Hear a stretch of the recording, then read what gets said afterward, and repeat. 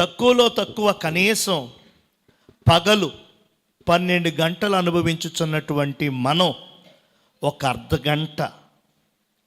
గంట బాగా లీస్ట్, అది చెప్పండి, బాగా తక్కువ సమయం అది.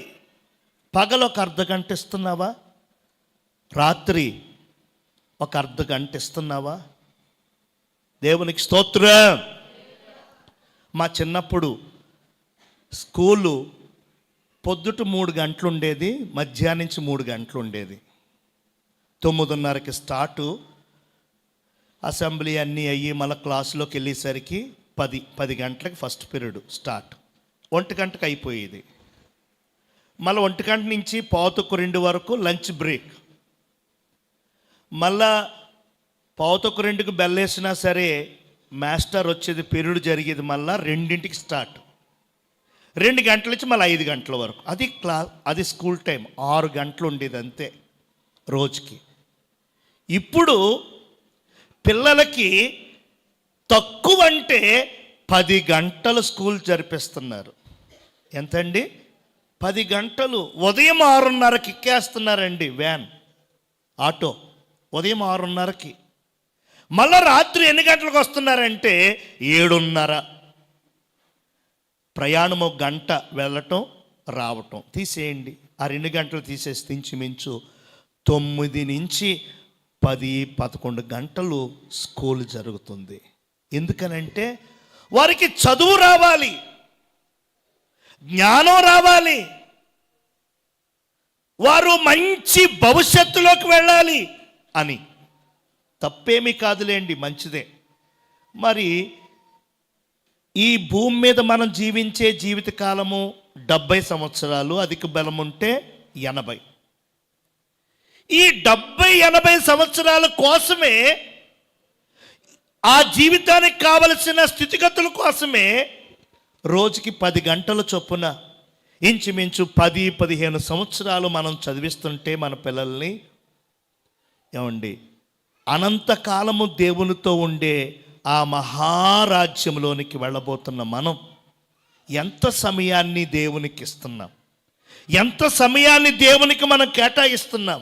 విచారం ఏంటంటే రోజుకి అర్ధ గంట కూడా, ఏమండి, ప్రార్థన చెయ్యనటువంటి వారు, దేవునితో సమయాన్ని గడపనటువంటి వారు ఉన్నారు.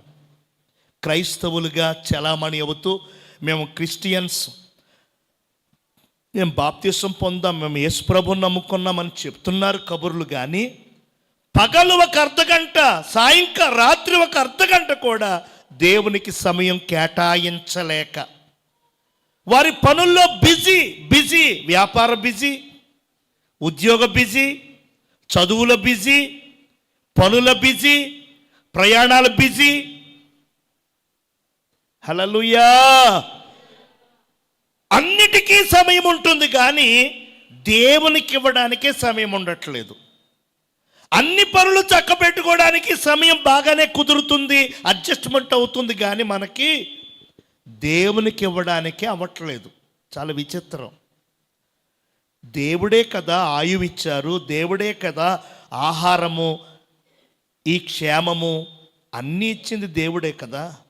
మరి ఆయనకి ఇవ్వడానికి టైం లేదు, ఆయనకి ఇవ్వడానికి సమయం లేదని మనం అనుకుంటుంటే, పైనుంచి ఆయన వీడికి అనవసరంగా టైం ఇచ్చాను, వీడికి అనవసరంగా ఆయుష్ ఇచ్చాను, వీడికి అనవసరంగా ఆహారం పెడుతున్నాను అని ఆయన అనుకుని వీడికి వేస్ట్ అని కట్ చేశాడు అనుకోండి, లైఫ్ లైన్ కట్ చేశాడు అనుకోండి, ఇంకేముంది? ఇంకేమి లేదు, కూటం సమాప్తం. దేవునికి స్తోత్రం. ఏమండి, నేను చాలా భారంతో చెప్తున్నాను, చాలా వేదనతో కూడా చెప్తున్నాను. ఈ 2026 సంవత్సరం నుంచి మీరు దేవునికి సమయాన్ని ఇవ్వండి. మీరు దేవునికి సమయాన్ని ఇవ్వాల్సిందే. ఎప్పుడు ఏం జరుగుతుందో మీకు తెలియదు. ఎప్పుడు ఎలాంటి కష్టము, ఎలాంటి నింద, ఎలాంటి ఇబ్బంది, ఎలాంటి వ్యతిరేకత వస్తుందో మీకు తెలియదు. రేపేం సంభవించునో నీకు నాకు రేపేంటి, ఎల్లుండేంటి, 100 సంవత్సరాల తర్వాత ఏం జరుగుతుందో దేవునికి తెలుసు. కాబట్టి దేవునికి మనం సమయం ఇచ్చి దేవునితో మనం గడిపితే ఆ దేవుడు మనకంతా మంచిగా జరిగిస్తాడు. దేవునికి స్తోత్రం. నాకు అలా జరిగింది, నాకు ఇలా జరిగింది, నేను అలా అనుకున్నాను, నేను ఇలా అనుకున్నాను. నువ్వు అనుకున్నవేమీ జరగవు, దేవుడు అనుకున్నవే జరుగుతాయి. నేను అనుకున్నవేమీ జరగవు, దేవుడు అనుకున్నవే జరుగుతాయి. హల్లెలూయా. ఆయన చిత్తానికి వ్యతిరేకంగా మనం ఏమీ చేయలేం, మన వల్ల ఏమీ కాదు.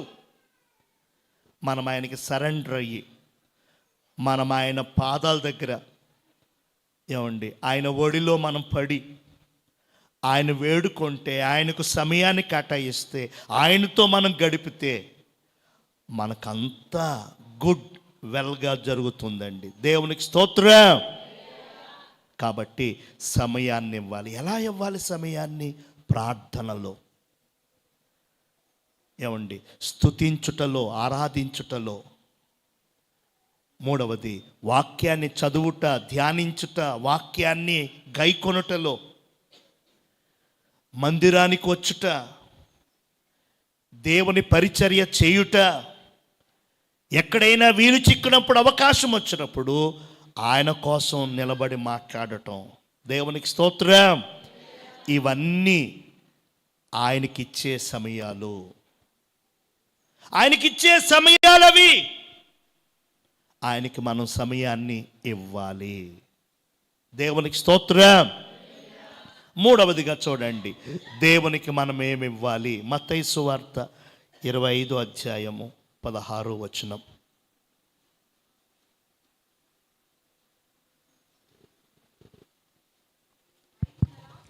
ఐదు తలాంతులు తీసుకుని వాడు వెళ్ళి 5 తలాంతులు తీసుకుని వాడు వెళ్ళి వాటితో వ్యాపారం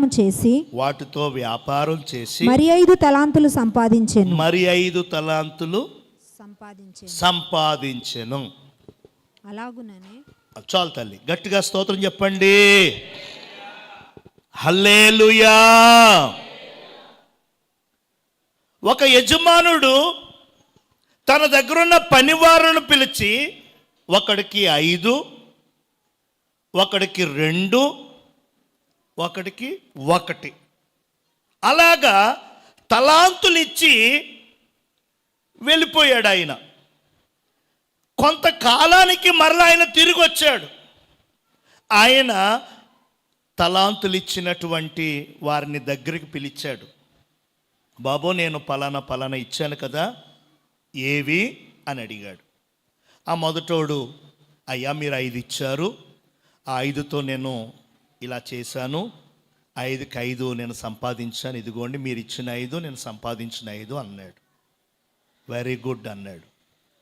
ఇంకొక ఆయన 2 తలాంతులు తీసుకున్నవాడు, అయ్యా మీరు 2 ఇచ్చారు, నేను ఇంకో 2 సంపాదించాను, లేదా 3 సంపాదించాను, ఇదిగోండి మీరు ఇచ్చింది నేను తెచ్చింది అని అప్పగించాడు. మూడోవాడు, 1 తలాంతు పొందుకున్నవాడు ఏమన్నాడు తెలుసా? అయ్యా నువ్వెప్పుడు వస్తావో తెలియదు, నువ్వెప్పుడు అడుగుతావో నాకు తెలియదు, నీవు ఎప్పుడు ప్రత్యక్షమైతే అప్పుడు అడిగినప్పుడు నేను ఇవ్వాలి కదా, కాబట్టి నీవిచ్చినది నేను భద్రంగా గోతులో దాచిపెట్టాను, ఆ దాచిపెట్టింది నువ్వు ఇచ్చింది ఇదిగో అన్నాడు.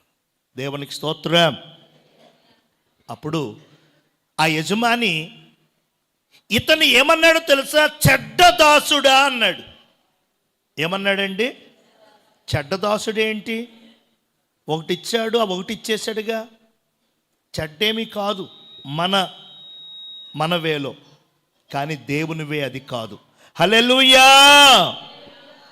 ఆయన ఆ తలాంతులు, ఆ వరములు, ఆ ప్రత్యేకతలు ఇచ్చాడు కదా, వాటిని డబల్ చేయాలని కోరుతున్నాడు. వినియోగించుకొని, వాటిని వాడుకొని, వాటిని రెట్టింపు మూడింతలు చేసుకోమని దేవుడు అడుగుతున్నాడు. హల్లెలూయా. ఏంటి మన భాషలో అంటే, మనందరికీ దేవుడు కొన్ని కొన్ని తలాంతులు ఇచ్చాడు. చెప్పండి, కొన్ని కొన్ని తలాంతులు. కొందరు చదువులో, కొందరు వ్యవసాయంలో, కొందరు వ్యాపారంలో, కొందరు ఉద్యోగాల్లో, కొందరు ఇంకేదో వృత్తులు వ్యాపారాల్లో. దేవునికి స్తోత్రం.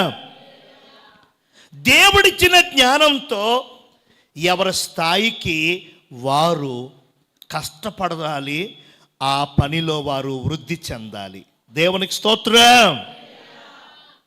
కష్టపడాలి, ఆ కష్టమును దేవుడు ఆశీర్వదించి వృద్ధి చేస్తాడు. హల్లెలూయా. కొంతమంది కష్టపడరండి. కష్టపడకుండా దేవుడు నాకు కలిసి వచ్చేలా చెయ్యాలి, అలా వచ్చేయాలి లాటరీ, ఇలా తగిలేయాలి నాకు అని చూస్తూ ఉంటారు. అది దేవుని పద్ధతి కాదు. మనం కష్టపడితే ఆ కష్టమును దేవుడు ఆశీర్వదిస్తాడు. హల్లెలూయా. అయితే ఇక్కడ మనము దేవునికి ఇవ్వవలసింది మూడవది ఏమిటి అని అంటే, మన తలాంతులను దేవునికి ఇవ్వాలి. మనకేం తలాంతులు ఉన్నాయండి? మనకే వరాలు ఉన్నాయి. ఆ రాజుగారు అయితే వాళ్ళకి 5 అని 2 అని 1 అని పంచారు. మనకేమిచ్చారు? మనకేమున్నాయి మన చేతుల్లో? మనమే ఖాళీ అనుకుంటున్నాం మనం. దేవునికి స్తోత్రం. లేదండి, లేదు. మనందరికీ దేవుడు తలాంతులు ఇచ్చాడు. చెప్పండి, మనందరికీ దేవుడు. హల్లెలూయా. నీవు రక్షించబడిన తరువాత, దేవుని బిడ్డవైన తరువాత, నీ హృదయములో, నీ మనస్సులో, నీ దేహములో దేవుని ఆత్మ కార్యము ప్రారంభమైంది. దేవునికి స్తోత్రం. దేవుని ఆత్మ కార్యము నీలో జరుగుతున్నది. నాకేమి లేదు, నాకేమి రాలేదు, నాలో ఏమీ లేదు అనుకోకూడదు మనం. దేవుడు మనకి మన సామర్థ్యాన్ని బట్టి, మన టాలెంట్ను బట్టి, మన స్థితిగతులను బట్టి ప్రతి ఒక్కరికి దేవుడు తలాంతునిస్తున్నాడు. దాంట్లో కొన్ని ఉదాహరణ చెప్తున్నాను. ప్రార్థన చేసే తలాంతు, వాక్యం చదివే తలాంతు, పాటలు పాడే తలాంతు, ఆరాధన చేసే తలాంతు, వడ్డించే తలాంతు, శుభ్రపరిచే తలాంతు, సర్దే తలాంతు, సేవకులకి సహకారిగా ఉండే తలాంతు, మందిరాన్ని సంఘాన్ని ఏర్పరిచే తలాంతు. ఇలా అందరికీ ఒక్కటే ఇవ్వడండి దేవుడు. అందరికీ ఒకే పని ఇవ్వడండి దేవుడు. మీ సామర్థ్యాన్ని బట్టి, నా సామర్థ్యాన్ని బట్టి, ఎవరి సామర్థ్యాన్ని బట్టి వారికి దేవుడు తలాంతులు ఇచ్చాడు. కొందరు జ్ఞానంతో మాట్లాడతారండి. ఆ మాటల వలన అవతల వారిని ఆకర్షిస్తారు. కొందరికి దేవుడు కష్టపడే తత్వం ఇస్తాడు. విపరీతంగా కష్టపడతారు మందిరం కోసం, పరిచర్య కోసం, పని కోసం. కొంతమందికి దేవుడే తలాంతులు ఇస్తారంటే ప్రోత్సాహం చేసే తలాంతు. హల్లెలూయా, హల్లెలూయా. అందరినీ కూడబలికే తలాంతు, అందరినీ ఐక్యపరిచే, అందరినీ రప్పించి ఏకతాటి మీద నడిపే ఒక తలాంతు. నేను చెప్తున్నాను, దేవుడు మీకే తలాంతు ఇచ్చాడో, ఎన్ని తలాంతులు ఇచ్చాడో ఒకసారి గుర్తించుకోండి. హల్లెలూయా. నాకేమీ లేదు, నాకేమి ఇవ్వలేదు అనకండి దయచేసి. ప్రతి ఒక్కరికి దేవుడు తలాంతులు ఇచ్చాడు. అసలు మీరు ఏ తలాంతు కలిగి ఉన్నారో, దేవుడు మీకు ఏ వరాన్ని ఇచ్చాడో, దేవుడు ఏ పిలుపుతో మిమ్మల్ని పిలిచాడో ఒక్కసారి మీరు నిదానించి చూసుకోండి. ఏ పని లేకుండా, ఏ తలాంతు లేకుండా, ఏ కృప ఇవ్వకుండా దేవుడు మిమ్మల్ని ఇక్కడ పెట్టలేదు. గుర్తించకపోవడం మీది పొరపాటు, గుర్తించుకోకపోవడం నాది తప్పు. హల్లెలూయా. ఆ తలాంతులను మనం ఆ చెడ్డ దాసుల్లాగా భూమిలో పాతిపెట్టి దాచేస్తున్నాం. ఏమండి, దాన్ని మనం వాడి, దాన్ని మనం ఉపయోగించి 5కి 5, 2కి 4, 3కి 6 మనం చేస్తే ఆయన ఎంత సంతోషిస్తాడండి, ఆయన ఎంత ఆనందపడతాడండి. ఒక్కటి పొందుకున్నావు, ఆ ఒక్కటిని కూడా వాడక, ఆ ఒక్కటిని కూడా ఉపయోగించక, ఆ ఒక్కటిని కూడా దాచేసుకుని భయమని, సిగ్గని, మోమాటమని, నాకెందుకు వచ్చిందిలే, నేనే చెయ్యాలా, ఎంతమంది లేరు, అస్తమాను నేనేనా, ఇలా అనుకుంటూ అనుకుంటూ అనుకుంటూ ఉన్న ఒక్క తలాంతుని, ఉన్న ఒక్క వరాన్ని కూడా నీలో నీవే అణిచేసుకుంటే దేవుడు ఒక్కనొక రోజున ఏమంటాడు తెలుసా? చెడ్డ దాసుడా, చెడ్డ దాసురాలా అంటారు. దేవునికి స్తోత్రం. ఆ మాట పడటానికి మనం సిద్ధంగా ఉన్నామేమో. హల్లెలూయా.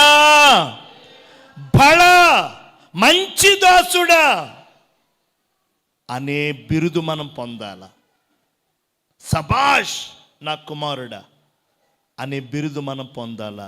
ఆ బిరుదు పొందాలి అని అంటే మన తలాంతులను వాడాల, మన తలాంతులను ఉపయోగించాల, మన తలాంతులను దేవునికి ఇవ్వాలా. చెప్పండి, మన తలాంతులను దేవునికి ఇవ్వాలా. దేవునికి స్తోత్రం.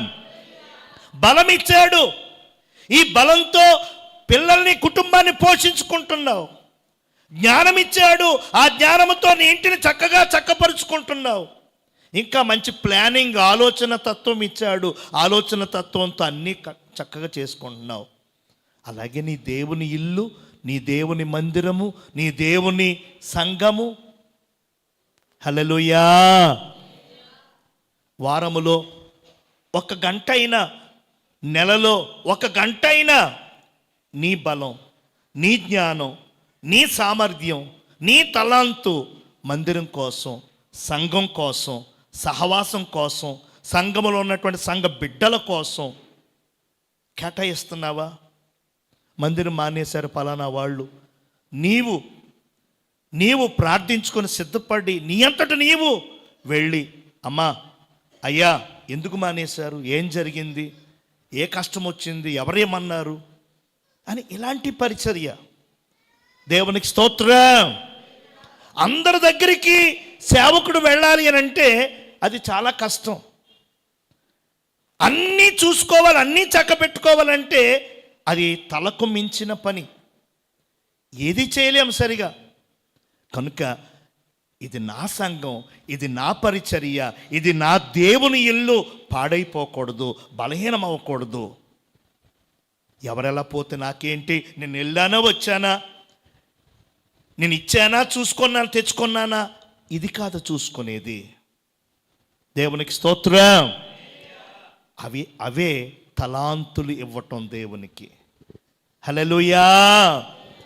అస్తమానం అని కాదు, నెలకు 1 గంట, వారానికి 1 గంట కేటాయిస్తే మందిరాన్ని శుభ్రం చేసే విషయం, సేవకులకు ఏదైనా పరిచర్య, సంఘానికి ఇంకేదైనా ఉపకరణాలకి ఏదైనా కాస్త పరిచర్య, ఇలా నీ తలాంతులను దేవునికి ఇవ్వాల, దేవుని కోసం వాడాల. దేవునికి స్తోత్రం. నీ చుట్టాలు, నీ ఇల్లు, నీ పిల్లల కోసం వాడుతున్నాం, మంచిదే. దేవునికి కూడా దేవుడే కదా ఇచ్చింది ఆ తలాంతు, దేవుడే కదా స్థితి ఇచ్చింది. అలాంటి దేవునికి కూడా నీ తలాంతులు వాడితే, నీ తలాంతులను ఉపయోగిస్తే ఇంకెంత శ్రేష్టత. హల్లెలూయా, హల్లెలూయా. 4వదిగా చూద్దాం. దేవునికి మనం ఇవ్వవలసింది మొట్టమొదటిది హృదయాన్ని ఇవ్వాలి. చెప్పండి, మొట్టమొదటిగా ఏమివ్వాలి? హృదయాన్ని. రెండవదిగా సమయాన్ని దేవునికి ఇవ్వాలి, సమయాన్ని దేవునికి కేటాయించాలి. మూడవదిగా నీ తలాంతులు, నీ వరములు, దేవుడు నీకు ఇచ్చిన కృప, దేవుడు నీకు ఇచ్చిన అభిషేకం, దేవుడు నీకు ఇచ్చిన భారం, దేవుడు నీలో పెట్టిన దర్శనం ఇవ్వాలి దేవునికి. నీలో నువ్వే ఉంచేసుకొని, నీలో నీవే అని చేసుకుని, నీలో నీవే పెట్టే లేదు. మనము వాడితే దేవుని కోసం డబల్ డబల్ డబల్ డబల్ అంతకంత. నాలుగవదిగా చూద్దాం, మలాకి గ్రంథం 3వ అధ్యాయం 10వ వచనం. మలాకి 3:10. నా మందిరములో నా మందిరములో ఆహారముండునట్లు 10వ భాగమంతయు 10వ భాగమంతయు మీరు నా మందిరపు నిధిలోనికి తీసుకొని రండి. చాలమ్మా. నాలుగవదిగా మనము దేవునికి ఇవ్వవలసింది 10వ భాగము అనండి. ఏమివ్వాలి? దేవునికి స్తోత్రం. ఎందుకు? నీవు దేవుని బిడ్డవి గనక, దేవుడు నీకు ఇచ్చిన జీతం, దేవుడు నీకు ఇచ్చిన కూలి పని, దేవుడు నీకు ఇచ్చిన వ్యాపారములో లాభం, దేవుడు నీకు కలగజేసిన సమస్తములోనూ కూడా నీవు నమ్మిన నీ దేవునికి, నీవు పూజిస్తూ ఆరాధిస్తున్న నీ దేవునికి, నీవు అనుదినము సేవించుచున్న నీ దేవునికి నీవు ఇవ్వాలి. ఈ మధ్య యూట్యూబ్లో రకరకాల ప్రసంగాలు వినపడతా ఉన్నాయి. దశమ భాగం ఇవ్వడం అనేది పాత నిబంధన క్రమం.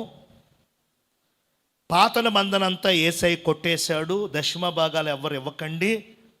దశమ భాగాలు ఇస్తుంటే పాస్టర్లు బాగా డబ్బులు ఎక్కువైపోయి ఆస్తులు సంపాదించుకొని పెద్ద పెద్ద కార్లు, పెద్ద పెద్ద సూట్లు వేసుకుంటున్నారు. అదంతా తప్పుడు బోధ.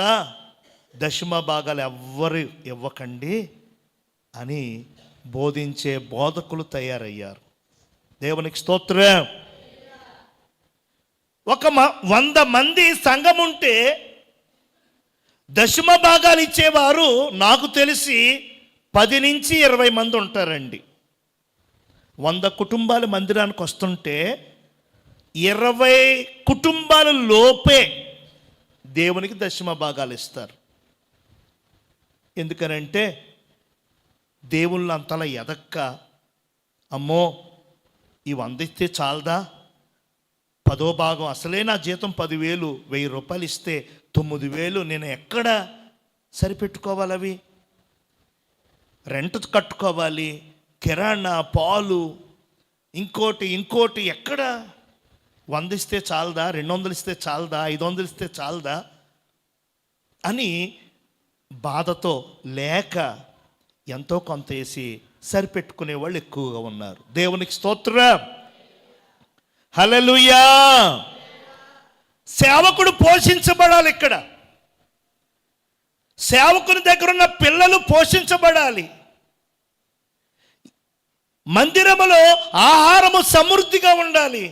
పేదలు, పేద సేవకులు, వెధవరాళ్ళు ఇంకెవరైనా వస్తే వారికి ఆహారం ఉండాలి. ఆహారం పెట్టాలి. ఇక్కడ సేవా కార్యక్రమాలు జరగాలి.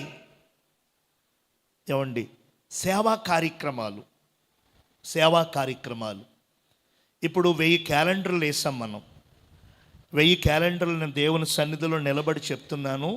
లైవ్ వెళ్తుంది. ఒక్కొక్క క్యాలెండరు 58 రూపాయలండి. మన క్యాలెండర్ 58 రూపాయలు ఒక్క క్యాలెండర్. 2 సార్లు గుంటూరు వెళ్ళాను నేను డిజైనింగ్ కోసం. కారు వేసుకుని వెళ్ళాను. అక్కడ ఒక రోజంతా ఉన్నాను. అక్కడే టిఫిన్లు, అక్కడే భోజనం, ఆ డిజైన్ చేసి ఆయనకి కూడా భోజనం. 2 రోజులు 2 సార్లు వెళ్ళాను. ఒక రోజేమో 2 రోజులు ఉండి ఒక రోజు. ఆ ఖర్చులు వేరు. ప్రింటింగ్ ఏమో విజయవాడలో. ప్రింటింగ్ అయిన తర్వాత మరలా కారు వేసుకుని వెళ్ళి అవన్నీ వేసుకుని 1000 క్యాలెండర్లు వేసుకుని వచ్చారు. అక్కడ కట్టింది 58,000 1000 క్యాలెండర్లకి. కానీ ఇప్పటికీ క్యాలెండర్ ఇంచుమించు 800 క్యాలెండర్ల వరకు అయిపోయాయి. ఇప్పటికీ 30,000 కూడా రాలేదు. 30,000 కూడా రాలా. ఎందుకనంటే డబ్బులు ఇస్తేనే ఇస్తాము, లేకపోతే ఇంత అంత అని కేవలం 50 రూపాయలని నిర్ణయించాం. 50 రూపాయలు మన సంఘ బిడ్డలు చక్కగా ఇచ్చి తీసుకుంటారు. ఇవ్వలేకపోయినా పేదలైతే ఇచ్చేసేయండి, ఏం కాదు. కొత్తగా ఎవరైనా వస్తే ఒక క్యాలెండర్ ఇవ్వండి, తైలం ఇవ్వండి అని చెప్తూ ఉంటాం. దేవునికి స్తోత్రం. ఏదో దేవుడు కొంతమంది బిడ్డల ద్వారా వేరే కానుక పంపించి ఏదైనా ఉంటే వాడండి, ఏదైనా ఖర్చు ఉంటే వాడండి అంటే అవన్నీ వేసి చక్కగా దేవుని పని 10 మందికి ఉపయోగపడాలి, అందరూ చూడాలి, మన కార్యక్రమాలు, వాక్యాలు, దేవుని ఆ పేర్లన్నీ కూడా వినాలి, చూడాలి, చదవాలి అనే ఆశ. ఆ ఇతర కానుకలు అర్పణలు ఇవ్వకపోతే అది చేయలేం కదా. 3 పేజీల క్యాలెండర్ కూడా ఉంది, ఎదర వెనక వేసుకోవచ్చు. ఎంత అవుతుందంటే 40 రూపాయలు అవుతుంది అన్నారు. ఇలా పెట్టి మళ్ళీ వెనక్కి తిప్పి ఆ వెనకాల సంవత్సరం అంతా 3 పేజీలు ఎలా ఉంటుంది? 12 నెలలు వద్దు, 6 పేజీలు వేయండి సార్. దేవునికి స్తోత్రం. అలా సంఘంలో కొన్ని కార్యక్రమాలు ప్రతి నెలలో మొదటి శుక్రవారం భోజనాలు, కొన్ని నెలలు కానుకిస్తారు, కొన్ని నెలలు ఇవ్వరు. ఇవ్వకపోయినా ఏదో పప్పు వండేసి, చారు పెట్టేసి, రైస్ వండేసి అలా ఒక్కొక్కసారి కానుకిస్తారు. కానుక ఇచ్చినప్పుడు సమృద్ధిగా మంచి కూర సాంబారుతో చక్కగా. దేవునికి స్తోత్రం. అలాగే దేవుని పేరిట ఇంకా ఎన్నో కార్యక్రమాలు, మీటింగ్స్ పెట్టాలి, ఇంకోటి ఏదో పెట్టాలి, ఇంకోటి ఏదో చెయ్యాలి, పండుగలు, ఉపవాస ప్రార్థనలు, ఇంకోటి ఎన్నో జరుగుతాయి మందిరములో. హల్లెలూయా. కనుక మీరిచ్చే ప్రతి రూపాయి ఆ దేవుని పని కోసం, మీరిచ్చే ప్రతి రూపాయి కూడా దేవుని సేవ కోసం ఖర్చు అవుతుంది.